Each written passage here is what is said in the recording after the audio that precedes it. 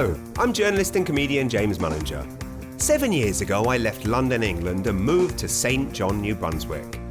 Since then, my stand-up career has taken me to just about every town and city in Atlantic Canada, which, let's face it, has provided plenty of material. But I've also come to realise that this place is special and, crucially, underappreciated.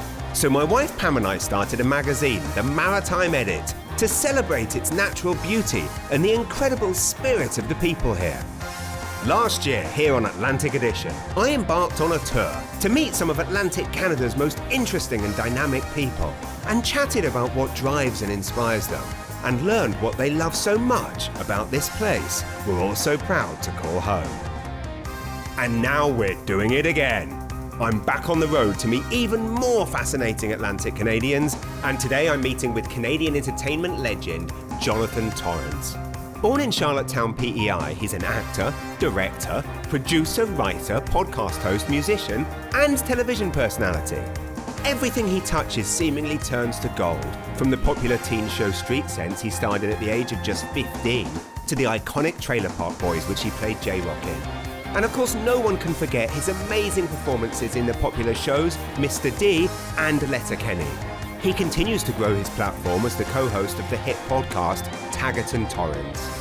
He now enjoys life in rural Nova Scotia, where he lives with his wife and 2 kids, Sugar Daisy and Indigo. I'm meeting Torrens in this very place, and I can't wait to see where he calls home and hear more about all of his incredible achievements, hilarious roles, and unique outlook on life. I'm James Mullinger, and this is Atlantic Edition.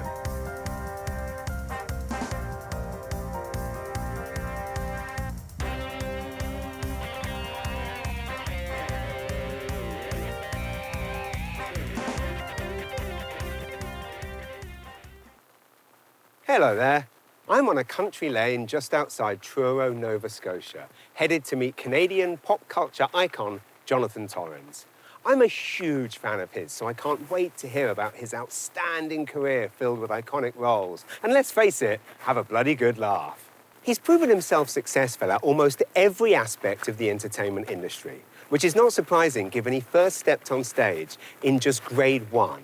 Since that first appearance, he's starred in dozens of TV shows and films, won multiple awards, and has become an integral part of Atlantic Canadian culture.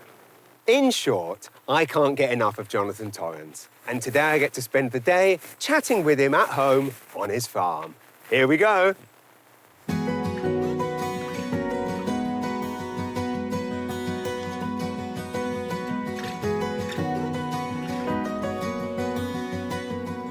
Jonathan, how are you? James Mullinger, as I live and breathe.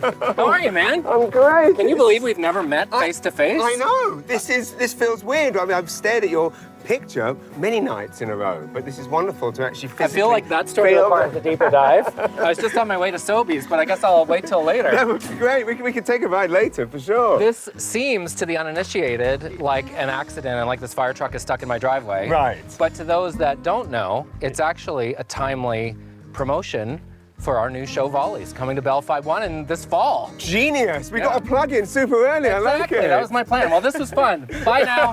Thank you very much. Good night. Do you have time to come in? I would love to. I have to ask, so this is a prop or you own this? Well, it's hard to make a TV show about volunteer firefighters without a truck. True. So I found this one on Kijiji. The Nova Scotia Firefighters Museum was selling it. It's 1979 La France foam pumper. They needed to make room because they had a 59 coming in. Wow, when the 59 shows up, Exactly. You don't miss an opportunity It's like kind that. of ageist, but it looks, as a friend said, it looks like a character in a Pixar animated movie. It really does. It looks like it's about to talk to me. What do you people call fire trucks? Do you have fire in England? Yes, we sometimes, but not as many because our houses are made of brick, Right. which doesn't burn as quick. Exactly. We're quite smart like that. But Is this a fire lorry? it's fire engine. Ah. Fire engine, which again sounds weird. See, I understand almost everything you're saying. Really, thank you. Yeah. Well, the accent's fake, what can I tell you? Welcome. Thank you very much. This is an absolutely magical place. It is. It is in the middle of nowhere by design.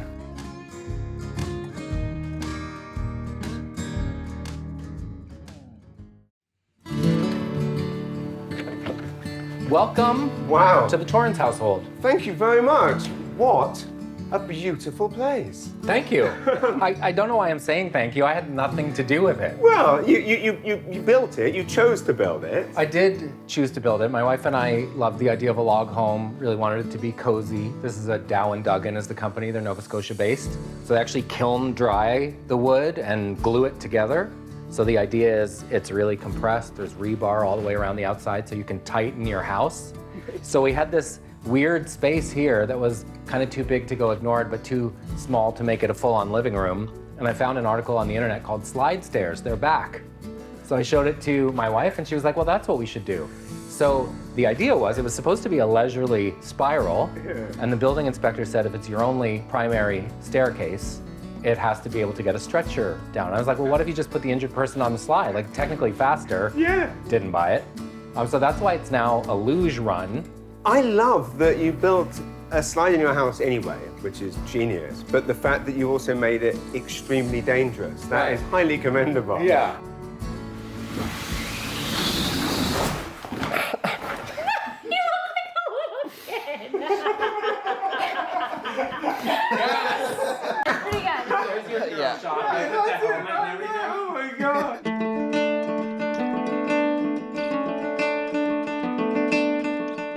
Oh wow, look at this!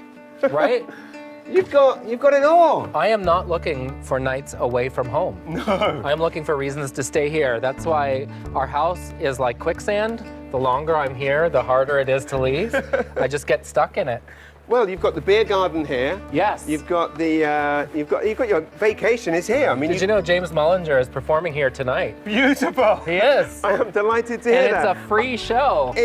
I've definitely played worse venues in 2020. So, And smaller ones too. Yes, exactly. So this Less is where people too. I've been working. Oh, so this is where last year. This is where you've been vacating the house and coming to do virtual shows. Yes, it's the psychology of going to work now. And I know it's something that everyone struggles with now, the work-life balance.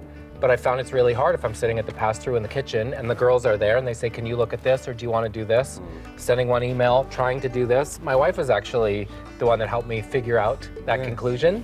I was talking about how great it is. I can work and I'm home and I'm helping. And she was like, honestly, you're probably not doing either to the best of your ability. And she said it very lovingly and it was absolutely true. Right. So she said, when you're going to work, go to work, Yeah. no problem. But when you're here, be here. And that's something I think we all really struggle with. Would you like to see inside? I would love to. It's 10 by 16. It's an old hickory shed, but I put in a heat pump, so there was air conditioning Amazing. and heat in the winter. Look at that. So this is literally where, I mean, basically you've performed to thousands and thousands of people from I this have. space in the last... I'm gonna say conservatively, I've done 40 corporate gigs in here. Right. So A lot of them to the States, a lot of pharma companies, some tech companies, things like that. But I found in the last year, I've been forced to be more creative than I have in a long time. Right. Because as you know, it's me and an iPad and some duct tape and a ladder trying to get it sorted. Yeah. And again, I mean, when you've got a FedEx box that is the exact right size to prop the iPad stand on. Exactly. It's actually really reminded me of why I got into this business in the first place, the excitement I feel about creating something out of nothing. So funny words are critical, gamely delivered performance, but fancy camera moves or crane shots or a whole bunch of lights, those aren't things that people laugh at. And Trailer Park Boys is a great reminder of that too. It looks like garbage, but it moved people because they could relate to it. It was different, it was funny. And ultimately, that's all you need. That's beautiful. So true. Let's chat. Do you want to? I would love to. Shall we gather on the front lawn the way men do? I think so. All right, let's do I it. think so. Do you have a rocking chair? I don't, but I do have two. Right this way. Here we go.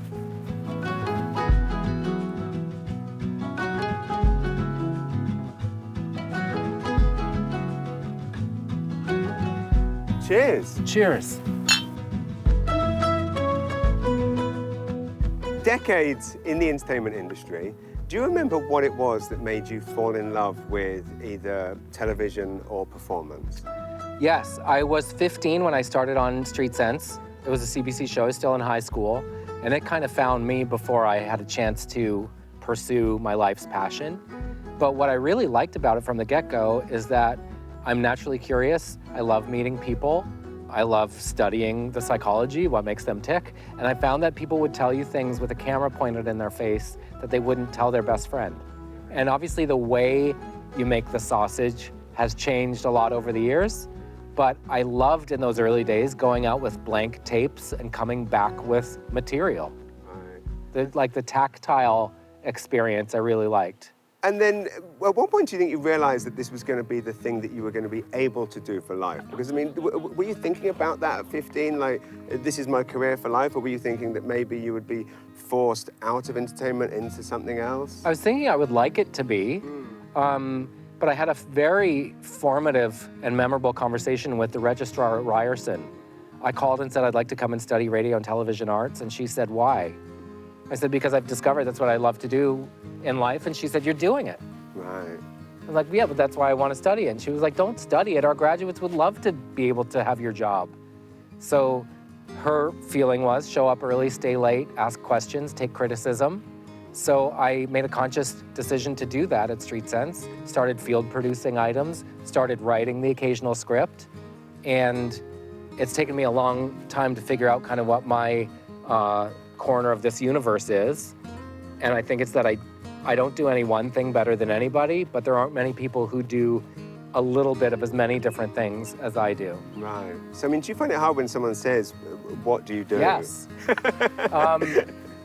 It's funny, I don't really self-identify as an actor. Right. What I've usually said is that I work in TV. Right. And the last couple of years, it's the first time in my adult life that the bulk of my income hasn't come from working in TV. Interesting. So for someone who's always just said that as a shorthand, I didn't really know what to do. Content, Right. happy, those are ways I would describe myself. So a little bit of everything is, I guess, the most concise way of saying it. Right. What do you remember about the creation of Trailer Park Boys, and how did you come involved? And is that still the character you get recognized for most? I would say it depends on the age of the person who's going, oh, wait a sec. I get recognized a lot as people I'm not. Matt Really? Sundin or Anne Murray, like anyone blonde, Kiefer Sutherland, like anyone.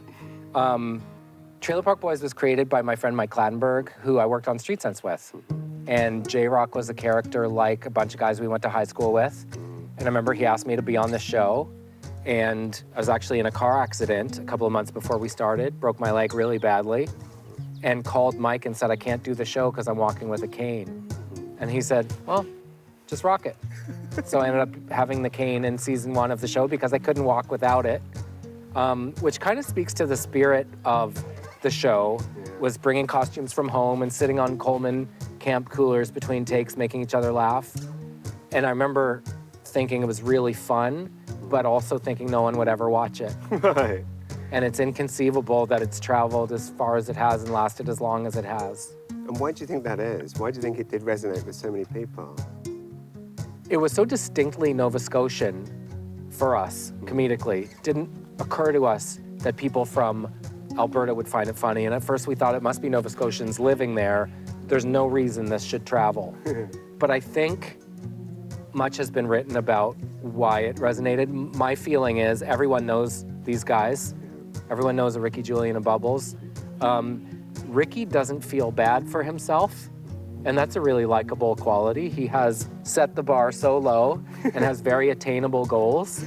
That's a good way to relate to people. Watching the show makes you feel better about your own lot in life, to a degree.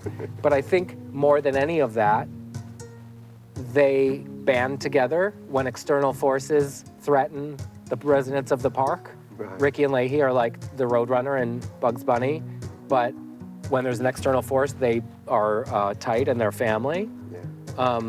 No one calls Bubbles disparaging words that society sometimes uses. No one judges Randy and Leahy's relationship.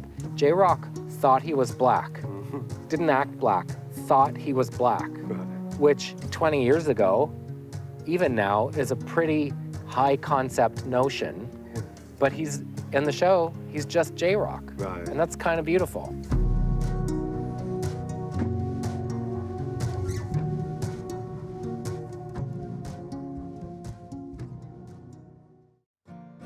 in addition to having fan bases for all of those other things individually, there are also probably some people that only know you as a podcaster. You have more than 4 million downloads for Taggart and Torrens. Is that something that you kind of expected to explode in that way? And how did the two of you conceive it?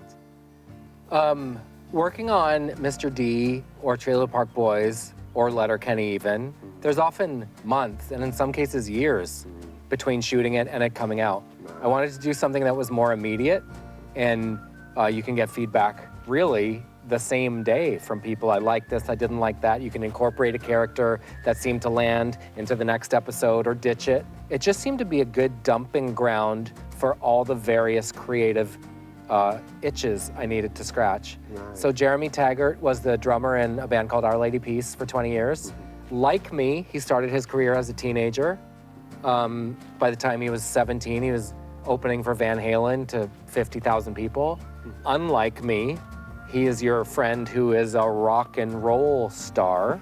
So I get to ask him all the questions that I've ever wondered. What happens if there's a concert and you have a blister on your thumb? Like it's a little injury, it's not enough to cancel the concert. How do you do that? And a big kind of turning point for us was when we started to incorporate real things that were happening in our lives. Right. Loss of parents, loss of pets, kids going through issues, frustrations as a consumer. That's the stuff that people were like, yes, when you got into a bickering match with the guy at Canadian Tire, that's the stuff we love to hear. Right. So the best compliment we get is people say, I feel like I'm in the backseat on a road trip with the two of you.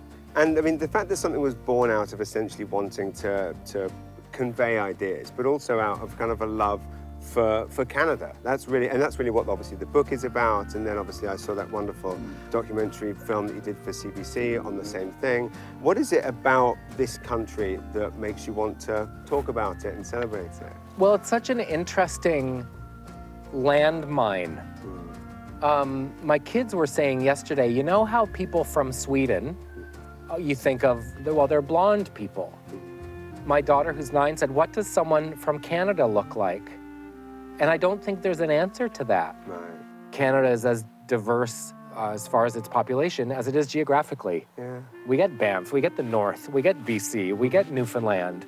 They're all beautiful, different, and critical parts of this country. But what is the Canadian-ness? I can only speak to my experience. Right. I listened to the book as an audio book while touring, and it is just a wonderful way to feel, as you say, the love for the country, but without sugarcoating terrible things that have happened. But it's just celebrating the Canadian-ness of what we all are. Yeah. Right? And every chapter was a different province, and obviously some chapters are more thin depending on where you've traveled. Some are thicker. I mean, Nova Scotia is a thick chapter, for example, because I have more experience here. But one of the things that I like that we did is solicit contributions from people who live in these respective places at the end of each chapter for things to do in each specific place. I love the fact that the running theme here, I think, of all of the projects that we're talking about, whether it be TV, film, live entertainment, podcasting, they're all things that you've done because you wanted to. There doesn't seem to be any kind of focus group, market research, what's going to be good for my career. It's what is going to be fun for me. I've never given it much thought, to be honest. I realized in my early 30s, I had 2 gears, work and worry. And that is a challenge as a freelancer. You always feel like the phone will never ring again. But no one's gonna step in and say, James, you should probably take a couple of weeks off. You have to fight for that time and space in your life. Yeah. And learning the power of the word no, it works in wonderful, magical, and mysterious ways because people aren't used to hearing it. So if someone will try to book me for something and I say, actually, no, it puts that person suddenly in a defensive position where they're like, well, what would it take to make that a yes? More freedom, more money? You have to be willing to stare down the barrel of a loaded gun and not blink, and really be okay with the outcome either way. And as I have said to you before, I have 3 criteria: fun, money, challenge. And the gigs that I do have to have 2 of them. And that lens has really served me well. Yeah. The definition of fun changes at different points in your life. It's not fun for me to go somewhere really far away for a short period of time. It is fun for me to bring my family. But the thing that's the most not fun is doing something that I'm not really into. Right. And what's the worst that can happen when you say no and it stays no? You're here. Right, What more could you ask? right. It's a pretty good consolation prize. It really is. It's harder to get me away from home. And then what a luxury and privilege. But for example, my character on Letterkenny, I love the show. I'd never played someone like a Mennonite character before. I love the people that make the show. That's the rare all three. Yeah. And I'll always show up for something like that. But the idea of playing Ken, the guy who works at Legal Aid on some CTV drama, Yeah. I don't know. For what purpose? There's people that are so much better at that than me anyway. Wow. And of course, you started your career supporting and educating people about financial literacy, and you're doing it again with Yes. your 2 cents. How did that come about? Your 2 cents is made with the credit unions of Atlantic Canada. Their sole purpose is educating. I was surprised how little people know, myself included. Like, there are certain things that I wish someone had told me in my 20s that would have made a big difference now, right? I thought it would be like, which phone case should we get when we polled the audience? But they're like, what's a GIC? How do I pay down my student loan and have a savings account? It's not possible. How am I supposed to afford a house in a competitive market? Like, people want real, concrete information. Which is terrible to think that someone else hasn't been telling them that. Well, this is the real challenge for 20-somethings. Let me tell you about the children nowadays. We had to keep up with the Joneses. Yeah. They're trying to keep up with the Kardashians. Right. And like the Instagram FOMO, boasting, Ibiza of it all is a real pressure. Yeah.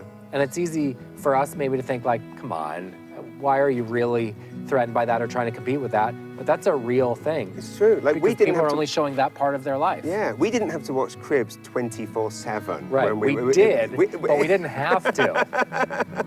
And that's ultimately the dream. You're getting to do what you want to do, when you want to do it, without meddling voices. Yeah, Living the dream. kind of. You are. I mean, it also helps by keeping the bar low so you're never disappointed. But this isn't everyone's dream, but it is mine. Yeah, well, I'm happy to be in your dream with you today, because it's my dream too. It's a dream come true.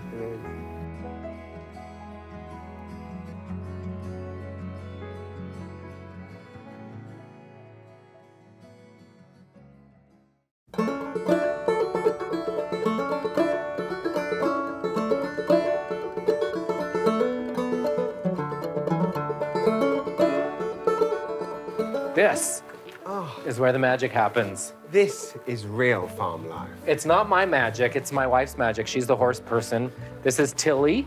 Oh, she is absolutely beautiful. May I? You may. Thank you. Hi, Tilly. Oh, I'm being too It would be funny if you reached over and stroked my face after saying, may I? Like, ah. Where do you think your love of this kind of lifestyle come from?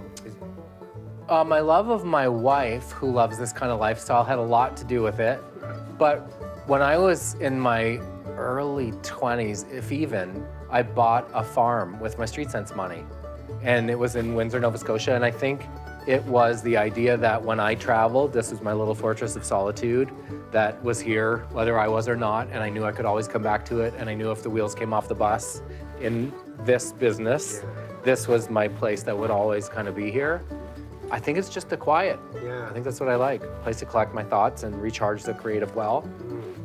That makes sense, especially in an industry that is traditionally noisy and busy, and there's a lot always going on, both in your brain but also around you in any type of setting, a film set, a live set. And then to come here, it's an oasis. Well, yeah, and I went to LA to make it without really knowing what my it was. Discovered after a while that my it is balance, and I can achieve that here. So every day starts with Carol and I here shoveling poo. Great way to stay balanced and centered. Yeah, that's the great leveler in life. Right. It just kind of increases my chances of doing a little bit of all the different things that I love in a day. So I can go from here to have breakfast with the girls. I can write some jokes for a couple hours. Carol and I can go for a walk. I can do some Zoom, whatever. So at the end of the day is here, my brain's tired, my body's sore, my heart's full. I've done a little bit of everything. That's beautiful. And compared to living in downtown Toronto, you don't really get the chance to have that kind of balance. And have you always had this positive outlook? Because certainly during the pandemic, you became a kind of a beacon of light of positivity on Twitter. Was that something that you kind of thought about doing, or it just naturally came out? Because it became something that I think a lot of people were turning to your Twitter feed to feel happy. Isn't that dumb? Well, it is, but it's the world we live in.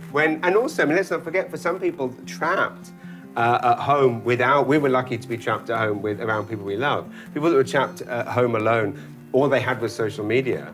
And you were one of the few voices of positivity and light. I guess I kept imagining if I lived on the 65th floor of a building in a big city by myself, and how every elevator button and every escalator handrail, every stress of this pandemic was so present and in your face, how that would be really hard for people. I was surprised at first to discover how simple a statement, like, "You're all right," really landed for people. Yeah.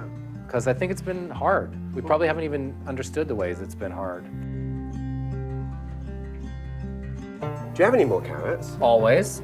Beautiful. Part of farm life. You keep carrots in your It pocket. is. Well, I now know that. So when I come back, I'll be riddled with carrots. Wait a sec. Is riddled When the you right- what? Oh, am I welcome back? I would love to have you back sometime. I was just hoping that's what you said. Thank you. I was hoping that's where this was going. Tilly, thank you. Oh, you are so beautiful, Tilly. Well, I would love to come back, not least because this has been the most magical day, and I can't thank you enough. Are you eating the carrots now? I was just splitting it. Oh, right, okay. Don't take the... Can she eat the end? Sure she can. Of your finger, she'd be happy to.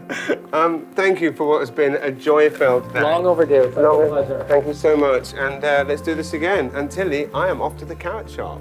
I will see you very soon. Love you. I really feel like you Love you too, forged Bob. a special connection. She doesn't want you to go.